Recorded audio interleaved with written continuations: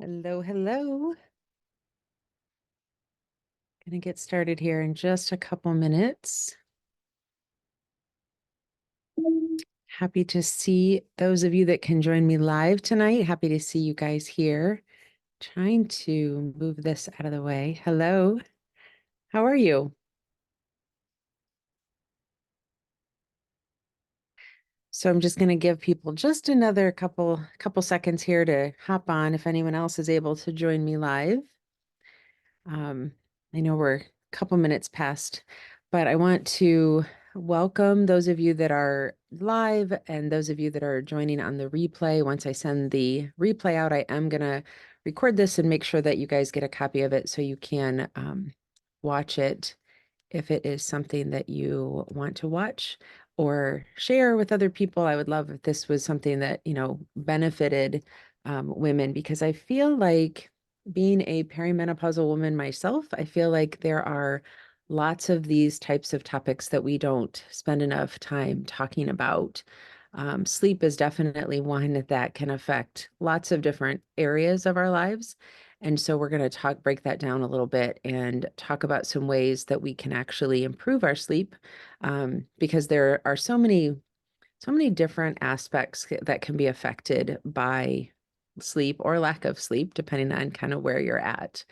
So again, welcome. I am Jennifer Gilliland. I'm a dietitian as well as a therapist, and I really like talking about menopause and all things perimenopause, postmenopause, all the things, because it is definitely a conversation that we need to have more consistently and in a much more positive light. I feel like there's a lot of things that we're going through, a lot of challenges, and can be a lot of frustrations, but there are definitely things that we can focus on to help sort of improve the journey. So let's go ahead and get started here. So I just wanted to start with, a little bit about kind of who I am and where I'm at this point in my journey. So I'm 53, and like I said, I am in perimenopause. I have three boys, and yes, like a lot of you, life is crazy, right? There's always family kind of things going on. Maybe it's work, maybe it's community obligations, whatever it is that kind of fills up your calendar. It definitely can be a very busy time. Life doesn't necessarily slow down just because we're in perimenopause and beyond, but it can also be very rewarding. And I feel like that kind of this time of life can be a time to sort of reset and re-engage. And unfortunately, I think the message that we get often is that we're in some stage of menopause and that it's time to just sort of slow down and experience menopause in a different way. And what I really encourage women to do is to really embrace where we're at and take the knowledge that we have about menopause and really understand our bodies and what our bodies are going through in addition to life, right? Because we all have things. Our to-do lists are typically pretty busy, and we all have a lot of things going on. And whether those are things that maybe we're spending some time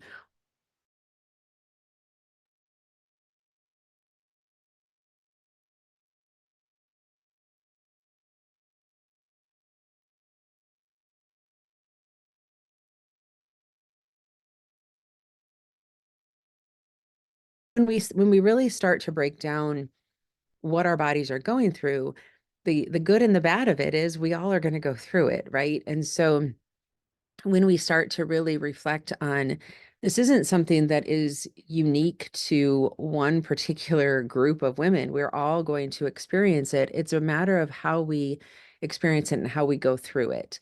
And sleep is again one of those areas that I think we can tend to overlook, and it can tend to be something that's like, well, we'll sleep, maybe over the weekend, or we'll catch up on sleep, or it's not something that's super important. And it really, really does become something that we want to pay a little bit closer attention to, because it definitely can affect not only our mood and the way that we experience different things during the day, but it can also affect our digestion, our long-term health, how we're dealing with maybe chronic issues like diabetes or heart disease, blood pressure issues, those kinds of things. And so when we want to kind of generalize this out to how does sleep affect us overall, it has an impact on a lot more things than I think we initially start to think about. So I always say when we're in our 20s and 30s, we can sort of get away with things a little bit easier. Not sure that we can actually get away with them, but it feels like we can. As we get into our 40s, 50s, and beyond, it kind of catches up with us. And so we have to really prioritize sleep in the kind of overall general way that we're treating ourselves and treating our bodies. So I definitely think that it's a worthwhile topic. It's something where anytime I talk to women about the self-care piece to life and the self-care piece of taking care of menopause, I really want to do a couple of things. I want to reassure you that what you're going through is not you're not alone in that. So 40 to 60% of women in perimenopause and menopause have some sort of sleep disruption. That could be, hot flashes or night sweats during the night. So that's raising cortisol levels, which then keeps us awake because it's basically kind of letting us know that it's time to wake up. And of course, at 3 o'clock in the morning, our goal is not to be woken up. But more times than not, that happens when we have that sort of flush of heat. We can either kind of just from an uncomfortable standpoint, we don't feel well. I had somebody who commented on something the other day um, about it, their husband feeling like they had peed the bed because there was so much excess moisture. And it was literally just from hot flashes. So you can imagine that if somebody's experiencing that level of heat and that level of sweat, that's not comfortable. So from a comfort standpoint, that might be a time where we wake up. But it's also our body's kind of normal reaction when that's going on to wake us up and actually have us be awake at that time. Now, our body doesn't know that it's 3 o'clock in the morning. Our body doesn't know that it's like half an hour before the alarm's going to go off, or we just fell asleep half an hour ago, or whatever those times might be. But we do want to pay attention to how often is that happening? Are there things that we need to correct or change so that we can prevent some of those hot flashes and some of those night sweats? And that's different for every woman as well. And we'll talk about that in a little bit. We all are kind of familiar perhaps with the fact that perimenopause and menopause means that we have a lower estrogen and progesterone. And I think that often when we have the conversation about menopause, we either aren't talking about it enough, which that's part of my passion, is really bringing this conversation to light and having more conversations about it. Because again, every one of us is going to go through it. Everyone experiences it differently. Symptoms are different, so we can have this sort of general idea of how we might experience things. But to me, it's like saying that everyone with diabetes experiences diabetes the same way. And that's simply not true. There's definitely with someone who has issues with blood sugars, they might have a lot of low blood sugars, they might have a lot of high blood sugars. There's a myriad of medications they can be on. They may have trouble if they're exercising with having low blood sugar. People are just all over the map because at the end of the day, regardless of what we're talking about, we're all human and humans are designed differently. So when we talk about a perimenopausal or menopausal woman who's, having sleep disruption or difficulty sleeping, if we simply say, you need to do XYZ, that may or may not work. And what can be very frustrating for women is that there's not one answer, right? It's kind of like trying to lose weight. There's not one answer for people in that particular scenario either. So when we look at the big picture of there's 40 to 60% of us that are struggling with sleep, and I am definitely one of those people who can have some of this sleep disruption, right? So there's nothing miraculous that happens simply because I have the knowledge of what this all means. That doesn't mean that my body always is in line, right? So no matter what we do, we aren't going to be able to say, do this, and you're going to have a perfect night's sleep every night from here on out. Now, I say that because I want you to be realistic about what are we looking for when we're seeing improvement in sleep.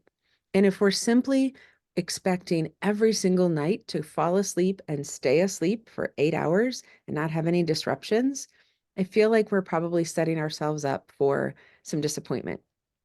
But when we see an improvement, we've all had that night where we have, we've slept and we feel really great and we're kind of bouncing out of bed and, energy is good and we're ready to face the day. And we've also all had that night where we wake up and we're like, can I go to bed now? Because like, I don't want to, like this whole day is just going to be really, really long. So we want to kind of shorten the amount of time that we experience the I can't sleep at all, or I'm up every night at 3 o'clock in the morning. And we want to start to see that progress. But to me, it's the same conversation that we're having when we're talking about something like weight loss, because we really want to be able to be realistic. Because here's what happens. If any of you have experienced this, kind of let me know if this is something that's kind of maybe typical of what you might have experienced, right? You're laying there, you're trying to go to sleep, you finally fall asleep. Then you wake up an hour later and have to use the bathroom. So you go to the bathroom, you come back, you're staring at the ceiling, you're getting really, really frustrated, really, really angry because you can't go back to sleep. What does that do to your body? It doesn't calm you down. It doesn't help you to sleep necessarily. What it does is it just kind of heightens that awakeness and that awareness. Our cortisol levels, our hormone levels are just kind of all jacked up again because we're not experiencing that calmness that we're looking for. So when we're in that frustrated state of I can't believe I can't sleep again, we're probably not going to fall asleep really quickly. So when we can look realistically at, am I sleeping better? Am I sleeping longer? Am I sleeping deeper? Am I able to fall asleep quicker? We want to start evaluating the successes that we're having and build from on those successes, just like we do with any other symptom that we're struggling with, whether that's weight related or maybe it's energy or maybe it's exercise, whatever where kind of our goal is, our focus is. We want to make sure that we're looking at where are we seeing that progress and where are we seeing that success? Because at the end of the day, we're all experiencing this hormone shift. So we can't exercise more or eat certain foods more to increase our estrogen levels and then just be done. So we have to look at it as what can we do to sort of build those stair steps to get the most success out of what we're trying to do. One of the things that I find that women are pretty consistently struggling with when sleep is an issue. Not 100% across the board, but I do find that as we go through this kind of shift and our hormones are up and down, the estrogen and the progesterone, that can definitely affect our level or our intensity of anxiety and or depression. And I think we get a little bit confused about the difference between anxiety and depression and whether or not we're experiencing one or both of those things. But that can directly relate to how are we sleeping? Are we able to stay asleep? And those types of things.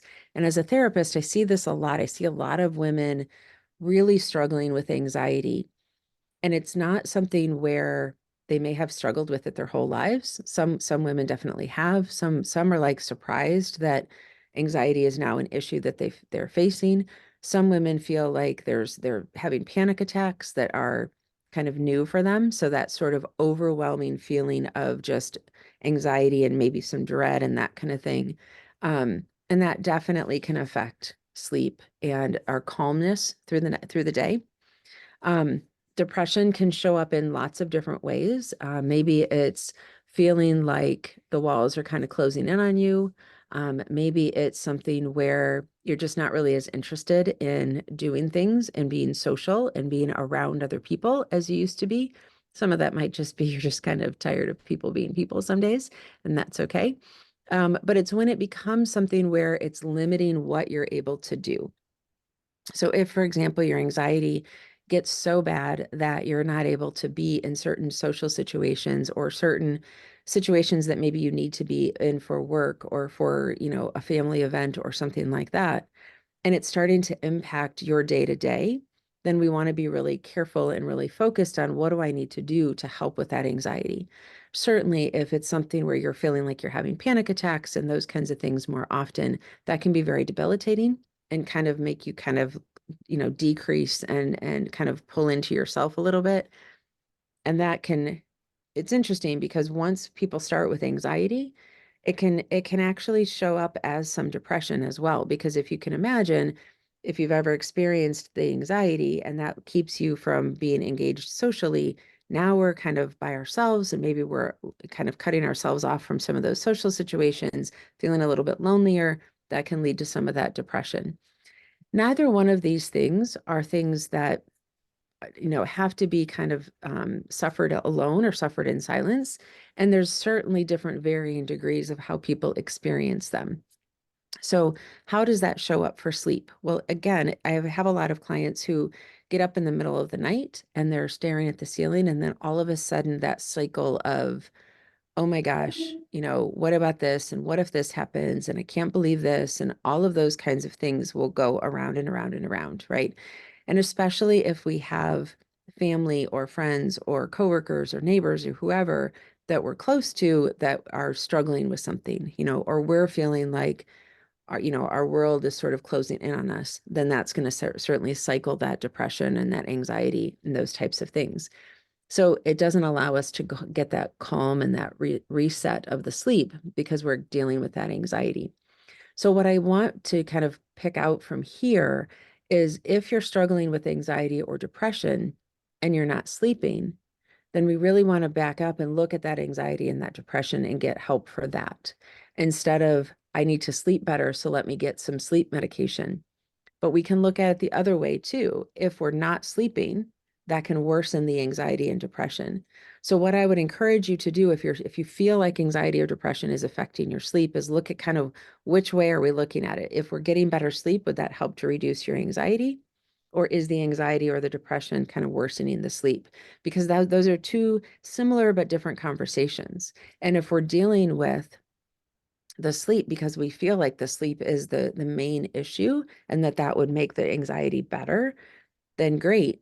But if we're totally ignoring the anxiety, then maybe we're missing something there too. And I don't want to, muddy the waters here at all, but I want you to realize that anxiety and depression are their own kind of thing that we want to look at, and sleep is a separate thing. So we have to figure out kind of which came first, and deal with that from a more practical standpoint.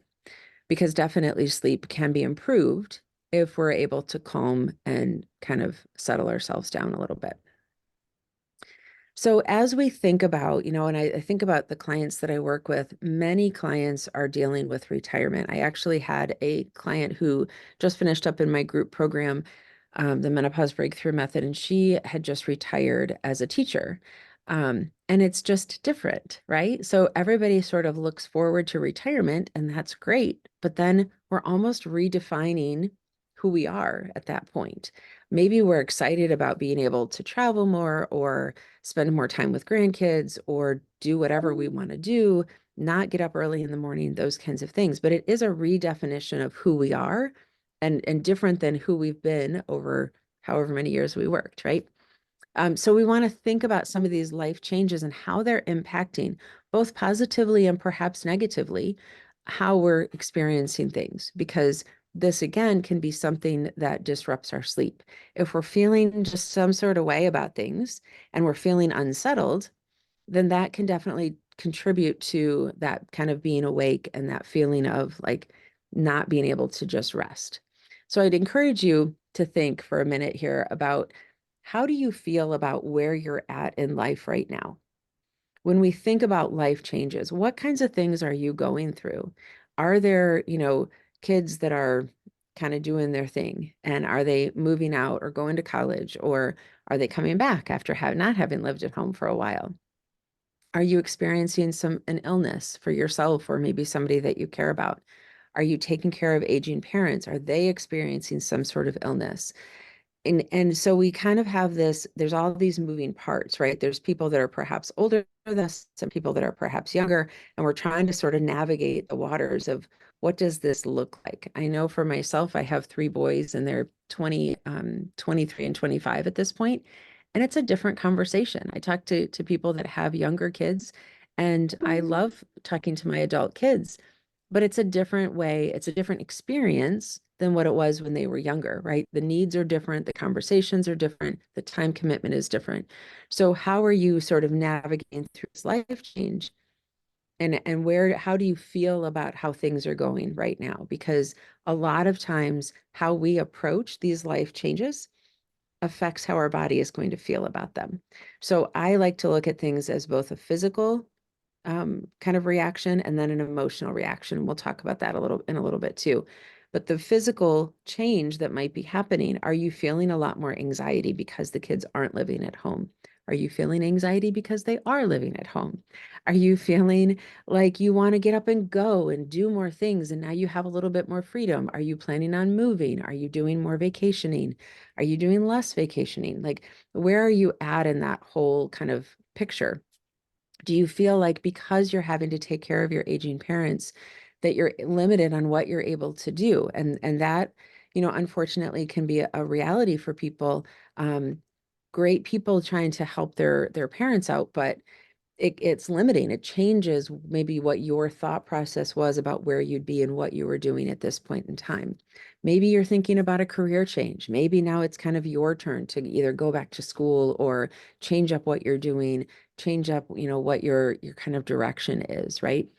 Maybe you're just like totally like, I don't like this job anymore, so I'm going to go and do this over here. I talk to a lot of professional people who really just decide like, I just want to go and like work at the coffee shop. Like they just, no stress, no frustration. I just want to like write people's names on the coffee cup and that type of thing. So really taking stock with where are you at with your particular situation, because what we tend to do as women is we tend to just kind of push it aside, keep pushing it aside. And when we do that, again, we can do that for a while, and then we have to take care of whatever thing is that we're pushing aside. So this teacher that I was talking about as far as like retirement, she was super excited about retiring, still is super excited that she's retired, but then her son, sorry, I had to think about that for a second. Her son had a child, and his wife is a teacher, and so they couldn't find childcare. So now my client is coming out of retirement, kind of, and watching her grandson. Loves it, loves that time, but it's different, right? Right now we're back to getting up early in the morning. We're busy during the day. Our time is not really our own. And so she's having to navigate what that looks like. So when we think about these life changes, how is that affecting your day to day, your schedule? How do you feel about those things that are going on? Because even though she loves taking care of her grandchild, it meant some kind of giving up of what she thought was going to be going on. Now, is it better than she thought it was? Sure, because she gets to spend time with her grandson, but it's different. And so when we can start to like take a step back and really assess, how am I feeling about how things are going right now? And even if it's not something we necessarily want to do, because, illness is a good example, who wants to be going through that? But it's something we have to acknowledge. So we have to sort of look at, where am I at in those and all of those feelings, that emotional piece to how things are going. And what do I need to do to take care of myself to be able to deal with this in the best possible way? All of that affects our ability to sleep. If we're totally ignoring what we're doing most of the time during the day, and then we're going to sleep and expecting our bodies to just sort of be able to fall asleep, our bodies are not that great at that. And we'll continue to cycle through all of that kind of junk in our head. And we're not going to be able to settle and be, kind of at peace and at rest like we need to be. Now, some of you might be thinking, great, I'm retired and my kids are moving out and I got my, parents that are dealing with dementia and my job is at jeopardy because like they're cutting back and we're moving. And how in the world am I supposed to be able to sleep through that? My point is not that we get to a place where there's no stress, that there's nothing that could be affecting our sleep. My point is that we need to be having conversations and being aware of how those things are affecting us so that we can do what we can to help calm that down, right? Obviously, if you have a parent who has dementia and we're struggling with that, that is not an easy solution. We're not going to be able to just be like, okay, we're going to do this and then that's all going to be perfect. but understanding and really acknowledging the feelings that you're having about it helps to bring that stress and that anxiety from up here down a little bit. And if we can just keep kind of acknowledging it, feeling like we're getting some of that support and that comfort that we need, that helps to bring that down and that helps that sleep to be that much better. The physical changes that can go along with menopause, whether you're in perimenopause, menopause, or postmenopause, physical changes are a part of it, right? And I don't know about you, but I've heard from a lot of clients and prospective clients that have talked about talking to their providers, talking to whether it's, doctors, nurses, nurse practitioners, whoever that might be, about some of these physical changes. And what many of us have heard is, well, you're in menopause, you're just getting older. So you're just going to have to sort of deal with that. That's just part of your hormone shifting. It's a natural process. You don't really need to worry about it. How many of you have just been super frustrated by that, right? Because if we're asking the question, we're not looking for somebody to comfort us necessarily. Comfort is nice, but we also want answers. And so when we think about these physical changes, and this is goes right along with what we just talked about as far as some of those emotional things that might be coming up, if we're experiencing the weight gain and the belly fat, and basically we're looking down and we're like, I look like I'm 7 months pregnant. I have no idea where that came from. I didn't do anything different, right? I don't know why I'm having these hot flashes. They just come on, and all of a sudden I'm like dripping sweat in the middle of a meeting, or I'm talking to somebody and my face turns really red. And how embarrassing is that? And all of these things that we aren't able to even predict sometimes, and they're just happening. The memory issues, the brain fog. How many of you have walked up to the top of the stairs and been like, I have no idea why I'm here. And you have to go back downstairs and walk back up and hope that that triggers that memory of, kind of what you're up there to begin with for. Decreased sex drive. How is that affecting relationships? How is that affecting, how your spouse is reacting to you? And unfortunately, men don't go through menopause. So it's harder for them to understand where we're at. Not impossible, not saying that there's not plenty of men out there that are, understanding and compassionate and all those kinds of things. But any of us that have not gone through what someone else has gone through, it's harder to really understand it from a very cellular level, right? So to explain a hot flash is difficult. To explain that feeling that we get when we're like, I'm doing everything I know to do and kind of nothing is working, it's difficult. And so there can be intimacy issues. There can be that sort of feeling of like, not feeling that connection from a physical level, which can lead to some kind of emotional disconnection and all those kinds of things. So it's it can be a very complicated situation and conversation. Maybe there's migraines going on. Maybe we're feeling like tension headaches. Maybe we're having a lot of muscle or joint pain, a lot of shoulder pain, neck pain, just because we're just feeling kind of tense all the time. So the physical changes are very real when it comes to menopause, and we want to not discount them. And we also want to make sure that we're not just contributing everything to menopause either, because we are very complex human beings. And yes, we have the estrogen and the progesterone that are decreased. And yes, we're of a certain age and all of those things, but it's also there's a lot of other things that could be happening, right? So sometimes people have thyroid issues, or maybe we have some blood sugar issues or other things going on. So we want to make sure that we're really talking about what's actually going on and what are we doing that we're experiencing. What are some of these changes that we're experiencing? And then talking to our providers about what's going on with that. And if you're not finding that you're getting that support and that understanding from your provider, really seeking out being your own best advocate when it comes to that. Because again, if we're feeling uncomfortable and that's leading to us being depressed about our physical appearance, our energy, our ability to do things that we want to do during the day, then that's going to lead to more of that depression and that's going to affect the sleep. So you can see where those physical changes can sort of stack up and cause, some issues as far as us being able to feel like we want to feel.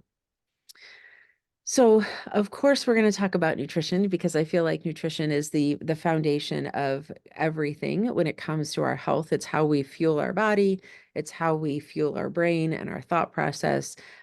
We talk about the gut being a second brain. So when we talk about digestion and gut health, and do we take probiotics, or is that good for us, and all of those kinds of things, when we think about our gut being a second brain, we have signals that go back and forth between our actual brain and our gut. And so when those signals get unaligned or misaligned and they're not firing the right way, we can have the bloating, the stomach upset, the discomfort, that sort of churning feeling that we can get depending on the kinds of foods we're eating. And that can definitely disrupt sleep, right? If your body is having to decide between dealing with bloating and discomfort and sleep, we're not going to be as comfortable. So we're probably not going to sleep as soundly. We're also going to be very we're not going to kind of feel that calmness or that ease of sleep. So we're not going to get that deep restful sleep because our body's like trying to deal with the extra kind of sensations that we're feeling. If we maybe are working shift work, maybe we're working later, or we're not on that sort of 9 to 5 trajectory. Maybe you're getting up earlier in the morning, maybe you're working later at night, and so meals get a little bit later. I was talking to somebody the other day who um, works in a law practice, and she was talking about, getting home at like 6 o'clock at night and then having to cook dinner and then having to, figure out what's going to happen as far as that nighttime meal. And that can be a lot of work to do after all of those hours of working. It's also a lot of brain power to use because you've worked all day and then you're supposed to go home and cook that meal and do all those things. So being really aware of what that looks like as far as your nighttime routine, if you're having to go home and cook that meal, how close to bedtime is that? We try and get at least a couple of hours between when you go to sleep and when you're eating to give your body that ability to be able to digest the food and then sleep. And that can be a challenge for some people. So trying to be really mindful of that. Also, the heaviness of that meal. So if you're having a lot of foods that are more challenging to digest, maybe things that are a little bit higher in protein, if there's a lot of meats, that doesn't mean that you shouldn't eat meat at night, but I'm just saying that that can be a little bit harder to digest and perhaps cause a little bit more disruption to the sleep if you're eating closer to that bedtime. Caffeine, a lot of times we want to try and eliminate caffeine. Some people, are really very sensitive to it. And this, again, can be part of that digestion and that sort of aging process that people get more and more sensitive to the caffeine. Some people can't drink caffeine after noon. Some people are actually earlier than that. So we want to be really aware and mindful of what that looks like. Um, and think about where's that sort of perfect cutoff time if you are a person who has caffeine. Trying to do some decaf things at night, sometimes that can be super helpful to just kind of calm everything down. And then I should have put in here alcohol as well. So if you're a person who has a glass of wine with dinner or you drink any alcohol in the evening, that can actually, it can help us to fall asleep, but it's not as restful of a sleep. So it's not that sort of deep restorative sleep that we're looking for. So we want to be really careful with that too. Um, and when we talk about alcohol being, healthy and heart healthy and all of those kinds of things, I think we've sort of gotten off track when it comes to alcohol, because it's not necessarily the end all and be all of being heart healthy. Um, and we do want to be careful too of the serving size, because if you look at like some of the wine glasses that hold entire bottles, that's not exactly the serving size that we're talking about. If you are going to have wine, we kind of try and keep it to about 4 ounces, which is about half a cup. So probably less than what most people do. And then sugar can be very stimulating to us as well. So it kind of keeps us up, gives us a little bit of energy. We certainly can have that sugar crash, but we want to be aware that if we're doing a lot of kind of this kind of thing, it can really throw us off as far as if we're trying to lose weight, if the belly fat is more of an issue, if we're having any trouble with blood sugars, any insulin resistance, any of that kind of thing. We want to be really careful of the sugar content. Please don't hear that as I'm saying like zero sugar. I'm just saying be aware of how much of that you're having throughout the day from a blood sugar standpoint, but then at night, being careful of using that too much in the evening. And then again, having that sort of up and down feeling where maybe that can trigger some hot flashes for you, some night sweats that again can cause you to be more kind of up during the night. Anything that's going to contribute to this sort of roller coaster of emotion or hunger, digestion, that kind of thing, we want to sort of be careful of. So a couple of things when we talk about how much is enough sleep. So you probably have all heard 7 to 8 hours of sleep is the goal. That is certainly kind of the ideal, right? Picture perfect world. We'd all go to bed 8 hours later. We'd get up, be rested, ready to go. Perfect day, all the things, right? So if you think about if you have children or grandchildren or nieces, nephews, and you see when they fall asleep hard a lot of times, and they get up and they're just like basically like getting up, ready to go. I know when my boys were little, they would hop out of bed and it was like they were running around certain circles like pretty quickly. I don't know about any of you. I don't typically feel that way first thing in the morning. But we do want to think about where's our kind of sweet spot for amount of sleep. So I'm not a big fan of just because it's written down somewhere in an article that it's absolute truth. Our bodies are all unique. We're all uniquely made. And I think we have to really decide what's the sweet spot for us. And what I want to try and really, if you don't remember anything else that I say tonight, really think about how many hours of sleep do you need? Doesn't matter what anybody else is thinking about because your body is your body. So if you feel great after 6 hours of sleep, awesome. I have a friend who 9 or 10 hours of sleep is her sweet spot, and that's hard to do, but she tries. So really thinking about where is the kind of perfect amount of sleep, and then really working at getting that kind of figured out. The other thing you want to think about is when are you going to bed? So this can get a little bit tricky because that can be dictated by a lot of other factors, right? The example I was giving you before about my client who's a teacher, like she doesn't get to choose at this point the days that she watches her grandson because she has to be at their house at a certain time. And I think it's like 6:30 or 7 in the morning. So would she ideally want to sleep later than that? She would. But she adjusts, does what she needs to do. So when's your kind of perfect time to fall asleep? I know for myself, I'm sort of a night owl and a morning person. It's kind of a weird, kind of an introvert extrovert type of a thing, same kind of conversation. But if I could go to bed around 11 and get up around 7, that's kind of my ideal or perfect window. So trying to figure out when is yours so that because you're going to be much more productive in the time when your body says it's time to be kind of revved up and awake, and in the time when your body says it's time to sleep. So if you are definitely a staunch morning person and you can get up at 4:30 or 5 and you hit the ground running, then I would encourage you to back that up and, try and be in bed a little bit earlier. But if you are not a morning person, you are more of a night person and you like to stay up later and you're trying to go to bed at 9 simply because you've been told that's when you need to go to bed, not because of work schedules or other things, then you might do better if you went to sleep a little bit later because you wouldn't be so focused on why can't I fall asleep? Why can't I fall asleep? Why can't I fall asleep? So thinking about what that means for you and how that looks, and then trying to kind of work that around as much as you can. And I'm a big believer when you have a set amount of time to sleep and you're struggling with getting, maybe you're kind of able to get 5 hours of sleep, but it's really hard for you to get longer. Think about how can we get another 15, 20, 30 minutes as opposed to how do I get another couple of hours so that again, you can see that sort of stair step of improvement. So thinking about when your best time is to go to sleep and then your best time to wake up. And then also considering sleep apnea. So sleep apnea is basically when you're kind of choking while you're sleeping and could have, I've seen people upwards of 80 to 100 times a night where they're waking up and kind of choking and waking, startling themselves awake. And muscles can change as we're aging and going through all of these wonderful hormone changes. Our um, our musculature, that's a really hard word, can change around our necks and our tongues. And so that can change our incidence, our frequency of having sleep apnea. So it's not something if you snore, if you're really, really tired when you get up in the morning, if you feel like you have to take a nap every afternoon, it's just something to have a conversation with your doctor about.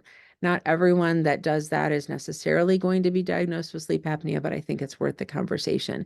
And the night and day difference between someone who has sleep apnea and uses the CPAP machine versus people that have sleep apnea and don't, huge, huge difference. And there's a lot of information out now about how the sleep apnea can affect our long-term quality of life and it increases if we have untreated sleep apnea, it can really increase the risk and the severity of things like diabetes, heart disease, those kinds of things. So super important that we're paying attention to that and we're looking at that. So some tips for getting back to sleep when you find yourself in that sort of state of, um, really not being able to kind of calm yourself down and get the quality sleep. I read something recently where it was talking about that last hour of the day being really, really important for self-care. Now, some of you are like, I don't have a whole hour before I go to bed to do self-care. That's really nice and really kind of like dream world that, we could do that. Um, but kind of hear me out here a little bit. I was talking to somebody yesterday and we were talking about, when you're feeling sort of in the thick of things and you're really frustrated with something, if somebody says to you, why don't you just take a few deep breaths and go meditate about it and you'll feel better. I don't know about you, but I sort of want to throat punch people when they say stuff like that, right? Because that is not helpful. When you're in the middle of it, it's not something that you're like, great, I'll just go meditate. And even though I'm really, really frustrated. But when we are calm, when it's not right before bed, when we have a few minutes, it's typically first thing in the morning, whatever that kind of first thing in the morning is for you. That's actually the best time to figure out how you're going to approach those evening hours. And so thinking about what would that hour look like for you if you were able to bring it down to a kind of a quieter level? Would it be reading? Would it be meditation? Would it be listening to some quiet music? Would it be like, what would it be that would help with that kind of last hour of the day? Because if we're doing that, and it's even shorter, the last 5 minutes before we fall asleep, those 5 minutes can really greatly indicate how well our sleep is going to be. So if we're running, doing all kinds of things, staring at our phones, scrolling through things, watching a really, dramatic show or doing something that's really high intensity emotionally, we're probably going to have a harder time sleeping. So if we're doing all of those things and then we get in bed and we're like, why am I still laying awake? Why am I staring at the ceiling? Why am I doing all this stuff? It's really, really important that we look at what happened the last hour because that's going to greatly affect what's going on. It takes about 90 minutes for your brain to shut down from the blue light of your phone. So if you are a person who's scrolling on your phone right before you go to bed, I would encourage you to change that to a regular book or again, listening to some quiet music or something like that to help decrease that blue light that can help quite a bit. Herbal tea, whatever you find to be relaxing and comforting. There's so many different things, and I think the higher frequency we are, the quicker we're doing stuff, the harder it is to settle that down. And so if we're just holding a warm mug of herbal tea, we're able to take a few deep breaths, that kind of thing that can help to again decrease those cortisol levels, help us to sort of get to a more relaxed state, and that helps that sleep to be that much better. Third thing is prioritizing sleep. So this might not sit well with some of you, but I'm going to say it anyways, because I feel like as a dietitian and therapist, my responsibility and how I help people the best is by increasing the awareness of what might be holding you back. And if the only thing I do is sit here and say, that's okay, that's all right, you can keep doing that, all those things, then I'm not challenging those thoughts and helping you to get to where you want to be. So when we say, I can't sleep, I'm not a good sleeper, I never get a full night's sleep, those kinds of things. I don't know everybody's personal situations if we're not working together and you're not my client, but I do know that I would almost say, I'm not going to say 100% because I don't think it's always or never, but I think that the majority of women that are going to be watching this or are watching this, and the majority of women that I talk to don't prioritize their own self-care, let alone their own sleep. And so we sacrifice our own kind of best health practice for a lot of other things. That could be other family members, that could be work, that could be community, obligations or whatever we're, priorities, that kind of stuff. And we want to be really, really aware and really, really careful that we are prioritizing that sleep, that we're giving ourselves the 8 hours that we need, that we're giving ourselves that time before bed to sort of kind of slow down for the day. Now, you will never, again, I don't deal in always or never because I'm always looking, and I say that, right? I am typically looking for how do we kind of bring things to where we want it to be, right? When we're living out here in the I can't sleep at all, what can we do to kind of bring that together just a little bit and sleep a little bit better and a little bit better and a little bit better? So if you are a person right now who's sleeping 5 hours and we can get you to 5.5, awesome. But it's going to require some consistency and it's going to require you showing up for yourself in that way. I had someone who asked me earlier today, they were like, how do people get the most success when they work with you? How do they get the most success out of what you tell them? And and actually they use the word consistency. And I had to sort of laugh and say they're consistent with what they want to change and achieve. So consistency, hands down, is the thing that we have to think about and the thing we have to work on, because that's what's going to help us to reach where we're at. So if you're consistent with, I'm going to work on the last hour of the day being as quiet and as slow as possible, then maybe you'll get 10 minutes, but it's better than not doing anything, right? So again, we're not looking for perfection. We're looking for how can we kind of shorten that time. So prioritizing sleep, making that important to us. The last thing I want to mention on this particular topic is hormone health. So one of the things that I will continue to, put my stake in the ground about is hormone health. And that is different for each and every one of you. So when we look at hormone health and we start to think about what does that mean for me? Does that mean hormone replacement therapy? Does it mean I'm not taking hormone replacement therapy? Does it mean I'm taking some supplements? Does it mean I'm going to prioritize my sleep? Does it mean that I'm going to lose weight? What does that mean for you? Because at the end of the day, the one thing that I can pretty much guarantee that isn't always is that every single one of us is going to have that shift in hormones. And if we're just trying to ignore the fact that our bodies are different, that we're dealing with different things, and move over here and be like, I'm just going to do everything I did when I was 20, that's awesome, but it's probably not going to work. Sorry, that's me challenging you again. It's not going to work because our bodies aren't where they were when we were 20. We had estrogen, we had more progesterone, we had testosterone levels the way that they were supposed to be. We had all the hormones that were doing all the things that they're supposed to do. Now we're in menopause and things are different. I am not a for or against hormone replacement therapy. I'm really just what makes the most sense for you. So it's a conversation to have with your provider about whether or not that's something that you need. But I've seen a lot of women that have taken hormone replacement therapy and their sleep improves. I've also seen some women that it doesn't have this, overwhelming effect and they have to try some other things. So again, I'm not for or against. I am for conversation. We need to start having more conversation about what is your particular situation and how do we get those hormones kind of figured out.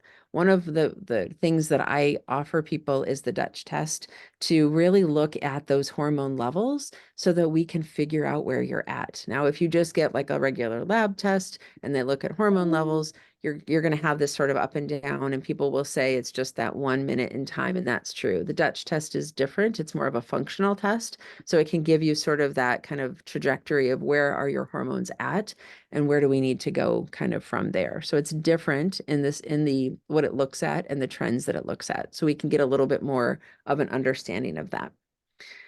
So I hope that that gives you some insight into sleep and where we're at when it comes to hormones and menopause and all those different things. Um, and so if this has been helpful, hopefully it's been super helpful. And I apologize. I don't know why Zoom does that. When I do this little thumbs up and it does that little thumbs up, it's kind of crazy. But anyways, so what's next? So I am going to be releasing a program at the end of this month called Night Sweats and Sweet Dreams, because I feel like this is a conversation we need to keep having. We need to keep digging into, coming up with ways that we can help kind of soothe some of these sleep tendencies or this lack of sleep that we have. So it's going to be a 4-day event. It's going to be virtual, and it's also going to be something where, there's going to be replays available as well. So look out for the information about that. If that's something that you want more information on, feel free to reach out to me. You can either go to beyondthescalenutrition.com or give me a call or a text at that number. Um, any questions? I know I'm going to stop the recording at this point, but let me hold on one second here.